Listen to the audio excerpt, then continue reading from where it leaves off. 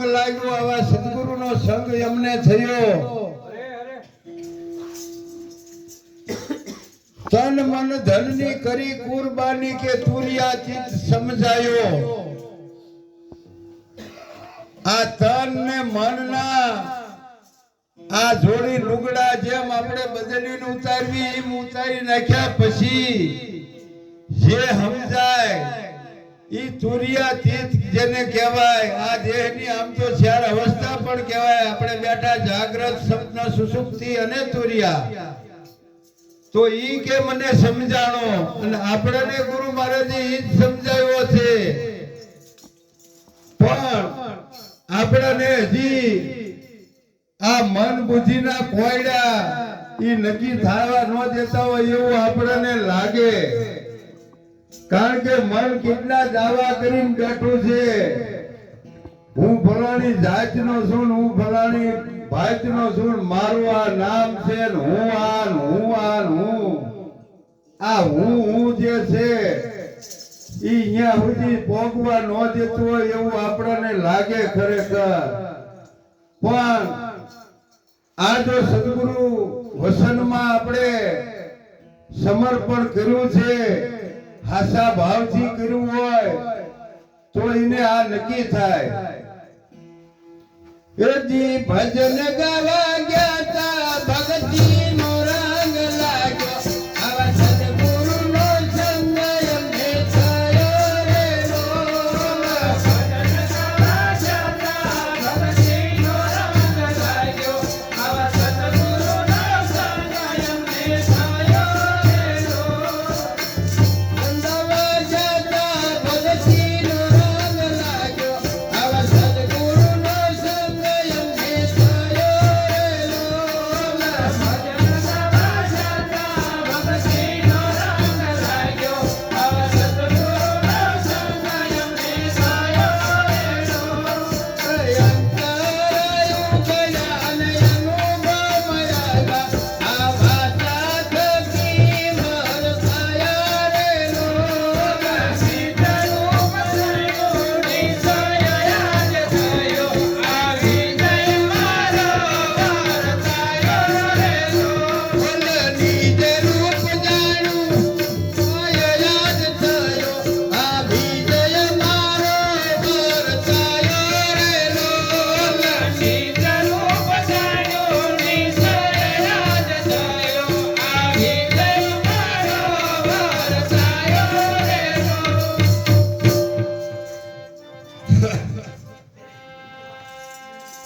નિજ રૂપ જાણ્યું, વિષય આજ મને થયો, વિજય મારો વર્તાણો. પણ આપણને નિજ રૂપમાં જેને નિષ્ઠા આવી જાય તો વિજય વર્તાય.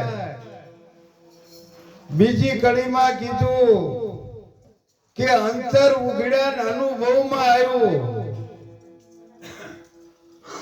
અને એ વાણી થકી વર્તાણું.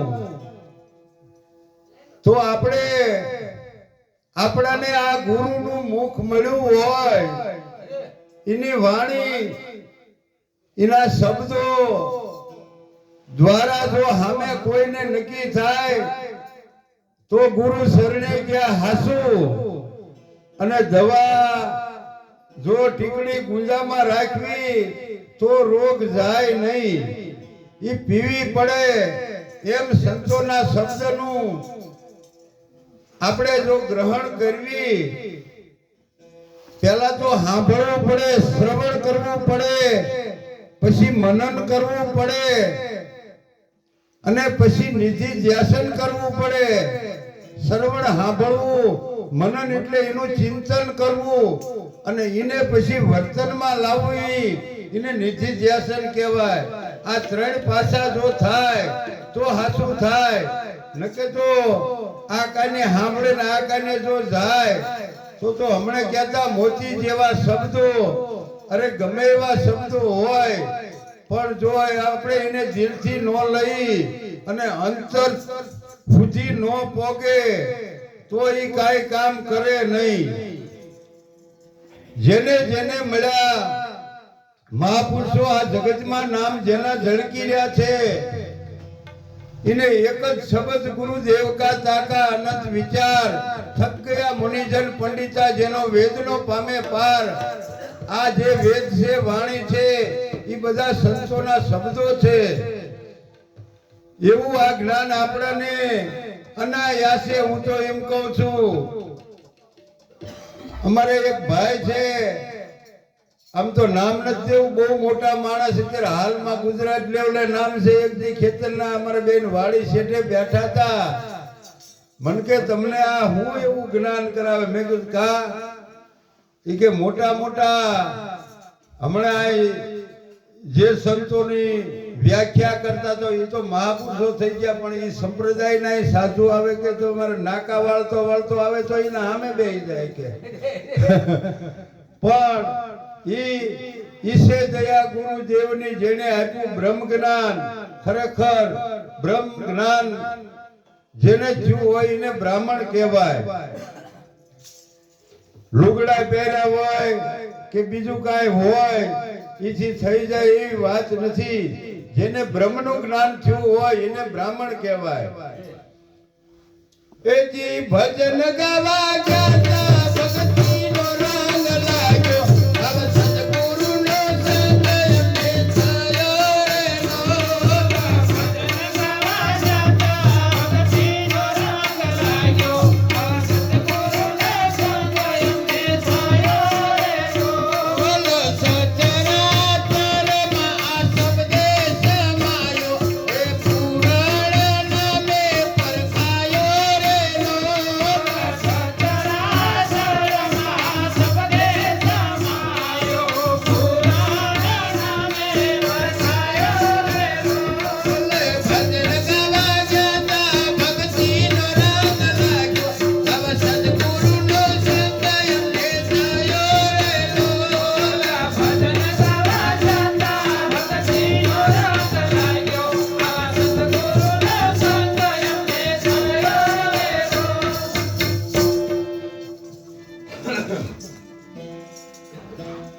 સચરાચરમાં શબ્દે સમાયો, પૂર્ણ નામે પરખાયો. સદગુરુ મહારાજે આપણને નક્કી કરાયું કે નામ વિનાનું ઠાલું મળે નહીં ઠામ. જ્યાં જ્યાં શબ્દ ક્યાંથી ઉઠે છે અને ક્યાં સમાય છે એ આપણને નક્કી કરાયું. સમજણમાં તો હજી આવતું હોય એટલાને ગુરુ મહારાજની દયા કહેવાય, પણ જગત જ્યાંથી જાણે છે, જ્યાં જગત પૂરું કરે છે એમની ગતિમતી, ત્યાંથી તો આની શરૂઆત થતી, ત્યાંથી આની શરૂઆત થાય છે. રહી વાત શબ્દની, તો શબ્દ ક્યાંથી ઉપડે છે કે જ્યાં આપણી વસ્તુ જ્યાં હોય, દ્રષ્ટિ જાય ત્યાં શબ્દ છે, બાકીના અંદર હોત લાગે. આવું આ જ્ઞાન આપણને નક્કી કરાયું છે અને છે પણ એમ. એજી ભજન ગાવા ગયા ભક્તિનો રંગ લાગ્યો, આવા સદગુરુનો સંગ એમને થયો રે નો.